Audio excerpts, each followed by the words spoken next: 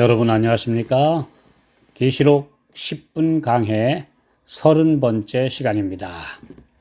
오늘은 계시록 2장의 10번째 강해로 부활의 주라는 주제로 서문학교에 보내시는 편지 두 번째 강해를 말씀드리겠습니다.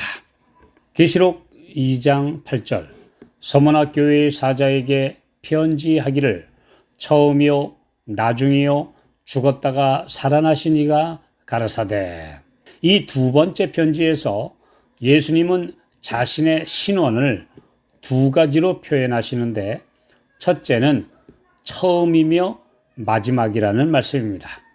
이 표현은 이사야서의 2번, 이를 인용해 계시록에서 4번 나오는데 예수께서 창조주로서 모든 만물이 있게 하신 근원이시며 마지막 심판과 새로운 세상을 창조하시는 것을 포함해 그분께 모든 것이 달려 있다는 사실을 이렇게 밝히고 계시는 말씀입니다.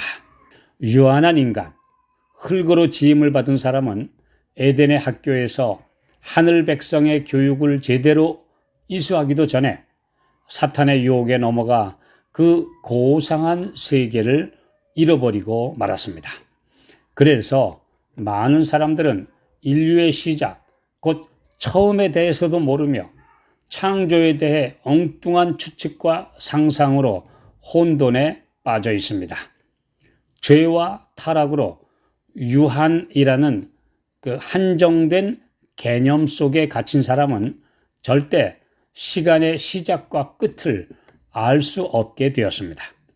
영원과 시간의 개념은 아무리 지혜와 지식이 많은 사람도 절대 알 수 없는 세계입니다.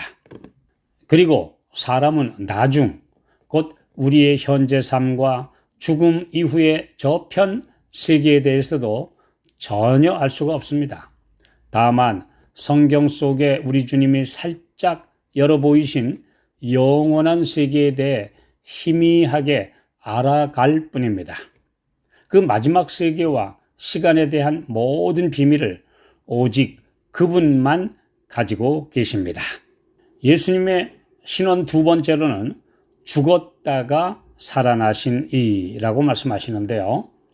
그리스도의 죽으심과 부활은 초기 그리스도인들의 대화와 전도의 주제였으며 여기에 성도들의 모든 소망이 매달려 있습니다.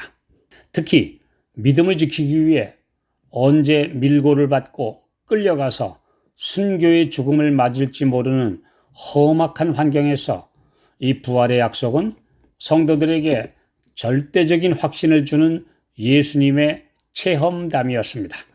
그분이 몸소 죽음을 겪고 부활하심으로 이 소망을 구체적으로 보여주셨습니다.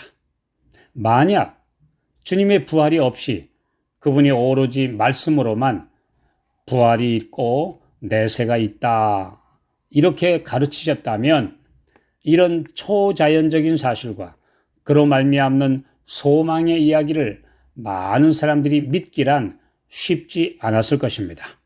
오늘날 그분이 직접 부활하셨고 그 약속을 하셨는데도 불구하고 진정한 부활의 약속을 받아들이는 사람이 적은 수에 불과한 것을 볼 때 더욱 그렇지 않습니까? 이 부활을 제대로 믿지 않기 때문에 죽은 영이 간다고 하는 이상한 소리, 또 어떤 죽은 영이 내 안에 들어온다고 하는 왜곡된 가르침들이 널리 퍼져 있는 것입니다. 그러나 진정한 부활은 그 사람이, 그 예수님이 다시 살아나시는 것입니다.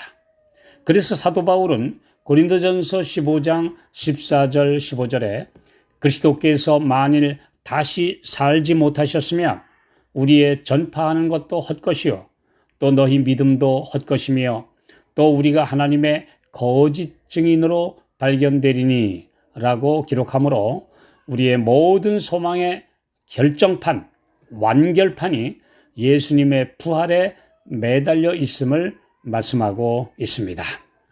이 말씀은 부활을 단순하게 믿으라고 강조하고 있습니다. 죽음은 곧 험으로 가는 것이며 부활은 하나님께서 생명을 다시 주시는 것입니다. 그러나 헬라 철학의 이원론 사상에 물든 대다수의 가르침은 죽음은 육체만 흙으로 갈 뿐 영혼이라는 불멸의 존재는 천국이나 지옥에 간다는 그런 주장을 하고 있습니다. 그러나 하나님의 말씀을 보십시오. 이사야 38장 18절 음부가 주께 살해하지 못하며 사망이 주를 찬양하지 못하며 구덩이에 들어간 자가 주의 신실을 바라지 못하되. 전도서 9장 5절 무릇 사한 자는 죽을 줄을 알되 죽은 자는 아무것도 모르며. 죽으면 성경 표현대로 의인이든 악인이든 공의로운 심판의 날까지 잠자는 것이며 그 후에 히브리서 9장 28절 한 번 죽는 것은 사람에게 정하신 것이요 그 후에는 심판이 있으리니 라는 말씀대로 의인은 생명의 부활로 악인은 심판의 집행을 받는 부활로 살아나 하늘의 선고대로 각자에게 영원한 운명이 이루어질 것입니다. 예수께서 돌아가신 시간 동안 곧 3일 동안 무덤 곧 음부에서 무의식 중에 계셨을 뿐이며 다시 사심으로 활동을 재개하셨다는 것 기억하셔야 합니다.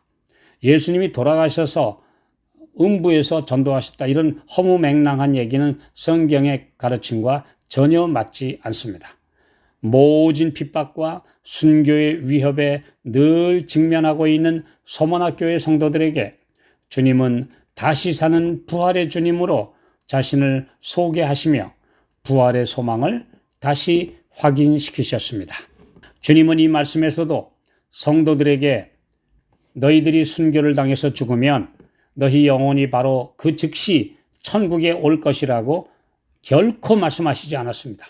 성경 어디에도 죽는 즉시 천국이나 지옥에 간다고 기록한 말씀이 없습니다. 주님 안에서 죽는 성도들은 숨이 멎는 순간 눈을 감아 잠들었다가 영광스러운 재림의 아침에 불멸의 몸으로 눈을 떠서 찬란한 영광과 환희의 순간, 그 영광의 순간을 맞을 것입니다. 만약 성도들이 죽은 즉시 몸을 떠난 영혼이 천국에 가서 주님과 함께 영광과 행복을 누리고 있다면 굳이 다시 부활시킬 무슨 필요가 있겠습니까? 육체 없이도 영혼이 생명과를 먹고 얼굴과 얼굴을 마주 대하며 천사들의 찬양을 들으며 그 찬양대에 참여한다면 한 번 빠져나온 영혼이 몸에 다시 들어가야 할 필요가 어디 있습니까?